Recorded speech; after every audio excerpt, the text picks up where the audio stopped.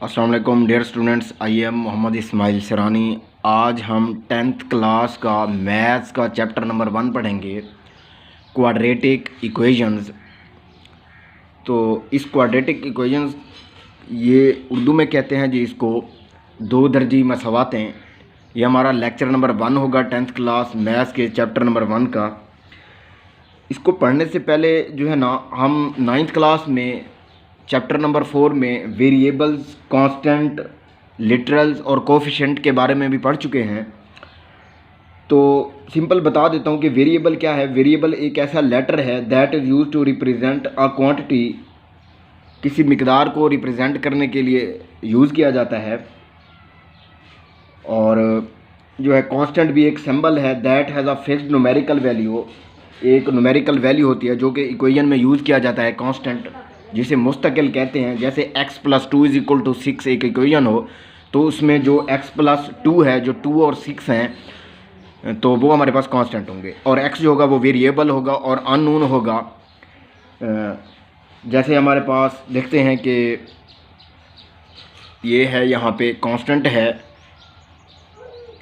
A symbol that has a fixed numerical value is called a constant. Example में देखें तो ये x+2 = 6, तो यहाँ पे 2 और 6 जो है कांस्टेंट है और x जो है वेरिएबल है। A letter that is use to represent a quantity also called unknown is called variable.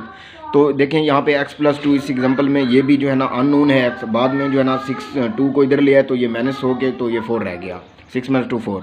तो ये एक अननोन था, ये हमारे पास जो है ना एक उसकी वैल्यू आ गई है 4। तो वेरिएबल, कांस्टेंट ये हम पहले पढ़ चुके हैं। अगर आप उसमें को मज़ीद देखना चाहें तफसील के साथ तो मेरा 9th क्लास का चैप्टर नंबर 4 का लेक्चर नंबर 1 है, उसको देखिएगा। उसमें मैंने कोफिशिएंट्स और लिटरल्स और ये इसके बारे में बताया हुआ है। तो खैर हमारा जो चैप्टर है इस 10th क्लास का, वो चैप्टर नंबर है 1। उसका नाम है जी क्वाड्रेटिक इक्वेशंस, दो दर्जी मसावातें।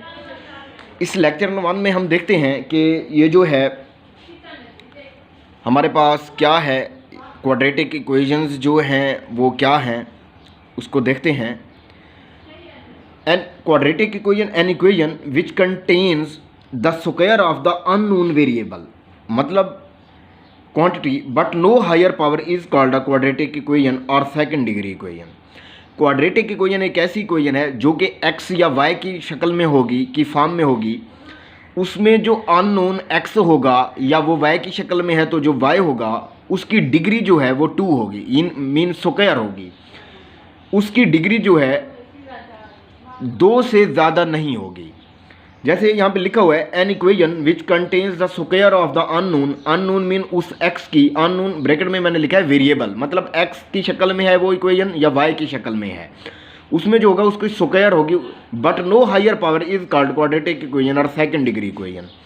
क्वाड्रेटिक का मतलब भी 2 होता है, तो जिसकी ऐसी इक्वेशन जिसकी डिग्री 2 हो, ax² + bx + c = 0, ये क्वाड्रेटिक इक्वेशन है। ये उसकी जर्नल फॉर्म है, ये उसकी स्टैंडर्ड फॉर्म है।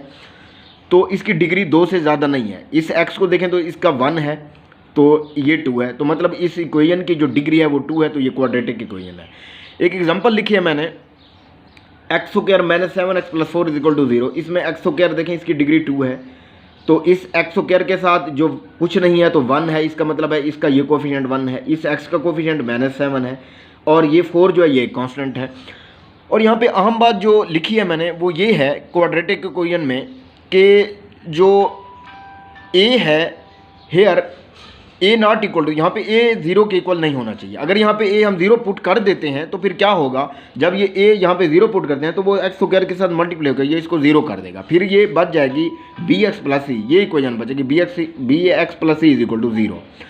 तो ऐसा a यानी कि नॉट इक्वल टू 0 हो और जो b और c हैं ये रियल नंबर्स होंगे और c हम क्या ये भी कह सकते हैं कि ये कांस्टेंट होगा। यहाँ पे जैसे इस एग्जांपल में जो 4 है ये कांस्टेंट है, ये बताया गया है, तो ये रियल नंबर भी है, कांस्टेंट भी कह सकते हैं। उसके बाद है जर्नल और standard form of quadratic equation. तो कुल मिला के क्वाड्रेटिक इक्वेशन फिर से बता रहा हूँ कि ऐसी इक्वेशन, ऐसी मसवा जिसकी डिग्री 2 होगी, उससे ज़्यादा नहीं होगी, वो क्वाड्रेटिक इक्वेशन है। और इस क्वाड्रेटिक इक्वेशन की जो जर्नल फॉर्म है, जो स्टैंडर्ड फॉर्म है, वो ये है कि ax² + bx + c = 0, a not equal to 0, a, b, c belong to, ये belong to को रिप्रेजेंट करता है r, मीन रियल नंबर हो। तो ये इसकी स्टैंडर्ड फॉर्म है। और यहाँ पे a जो है ये कोफिशिएंट है x की 2 का, और जो b है वो कोफिशिएंट है x का, और c ये कांस्टेंट है, मैंने लिखा भी है, a is the coefficient of x² and b is the coefficient of x and c is the coefficient and c is the constant term, c ये कांस्टेंट है।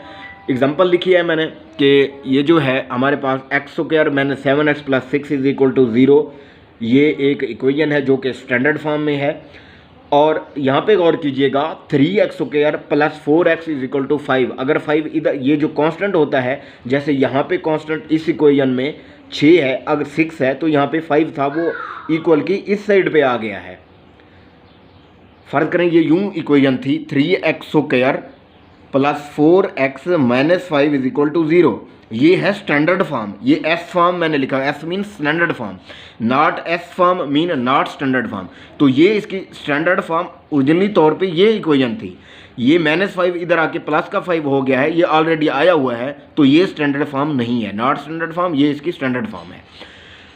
तो स्टैंडर्ड फॉर्म है ये इसकी। तो नेक्स्ट देखते हैं हम, जो है इसको आगे देखते हैं कि हमारे पास जो है लीनियर इक्वेशन है। लीनियर इक्वेशन क्या होती है? अगर जो है हमारे पास लीनियर इक्वेशन, इसको हम देखते हैं, अगर हमारे पास जो हमारे पास क्वाड्रेटिक इक्वेशन है, अगर क्वाड्रेटिक इक्वेशन में हम a 0 पुट कर दें तो वो हमारे पास लीनियर इक्वेशन बन जाती है। देखते हैं कैसे। If a = 0 in ax² + bx + c = 0 then it is reduces to a linear equation. Linear का मतलब होता है 1। भाई ऐसी इक्वेशन जिसकी डिग्री या जिसका दर्जा 1 हो उसे हम क्या कहते हैं? लीनियर। लीनियर का मतलब भी 1 है। तो अगर हम इस क्वाड्रेटिक इक्वेशन में 0 a की जगह पे 0 पुट कर दें, मिसाल के तौर पे मैं क्वाड्रेटिक इक्वेशन लेता हूँ कि x² + 7x + 3 = 0। अब यहाँ पे मैं अगर 0 पुट करता हूँ, फर्ज करें a की, यहाँ पे a है, a की जगह पे 1 है, यहाँ पे अगर 0 पुट करूँ तो ये इस x² को 0 कर देगा। जब ये 0 हो जाएगा तो बाकी क्या बचेगा? 7x + 3।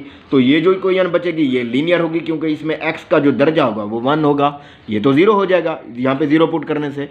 तो इसी वजह से अगर हम क्वाड्रेटिक इक्वेशन में a 0 रिप्लेस कर दें, if a = 0 in ax² + bx + c = 0 then it refers to a linear equation. फिर वो bx + c बच जाता है। तो उसकी एग्जांपल है 3x + 2 = 0, -4y + 3 = 0। ये दोनों लीनियर इक्वेशंस हैं। ये y की शक्ल में है, ये x की शक्ल में है। उसके बाद है प्योर क्वाड्रेटिक।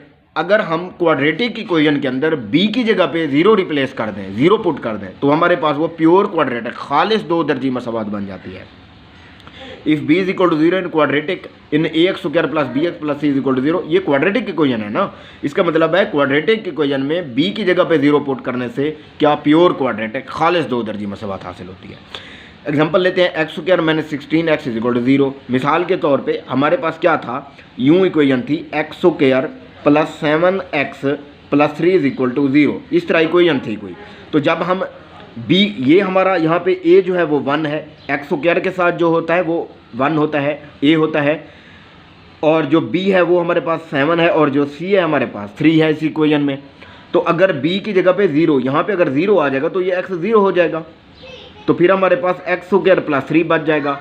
यानी कि अगर इसी इक्वेशन में हम b 0 पुट कर दें तो फिर हमारे पास x², ये तो 0 हो जाएगा, यहाँ पे अगर ये 0 0x 0 हो जाएगा, +3, तो ये x² + 3 = 0, ये इक्वेशन बच जाएगी। तो ये प्योर क्वाड्रेटिक। देखें ये क्वाड्रेटिक तो है, इसका दर्जा तो 2 है, लेकिन प्योर है।